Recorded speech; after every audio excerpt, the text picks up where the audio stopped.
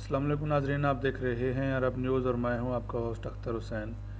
سعودی محکمہ ٹرانسپورٹ نے private drivers کے لیے لائسنس کی تجدید کروانے کا نیا طریقہ کار اپنی ویب سائٹ پر جاری کر دیا ہے۔ سعودی محکمہ ٹریفک نے واضح کیا کہ نجی ڈرائیور کے لائسنس کی تجدید کے لیے پہلے 3 مراحل سے گزرنا ہوگا۔ اول، لائسنس فیس جمع کرائی جائے۔ دوم، اگر ٹریفک خلاف ورزیاں ہوں تو انہیں ختم کرایا جائے۔ تیسرے نمبر پہ سوم، نجی ڈرائیور کا طبی معائنہ بھی کرایا جائے۔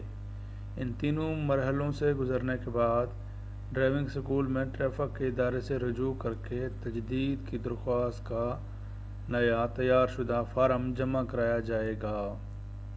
محکمہ ٹریفک کے مطابق اگر ڈرائیور طبی معائنے میں کامیاب ہو گیا، لائسنس کی تجدید کی فیس بھی جمع کروا دی گئی، جرمانے بھی ادا کر دیے گئے ہوں اور ڈرائیور کا ٹریفک ریکارڈ صاف پایا گیا تو ایسی صورت میں نئی تصاویر دے کر نیا لائسنس حاصل کیا جا سکتا ہے۔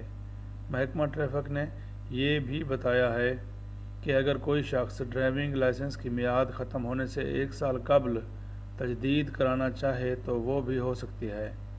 اس بات کا اطلاق ڈرائیونگ لائسنس کی پرانی تاریخ ختم ہونے کے بعد سے ہی ہوگا۔ ناظرین، آج کی ویڈیو آپ کو کیسی لگی؟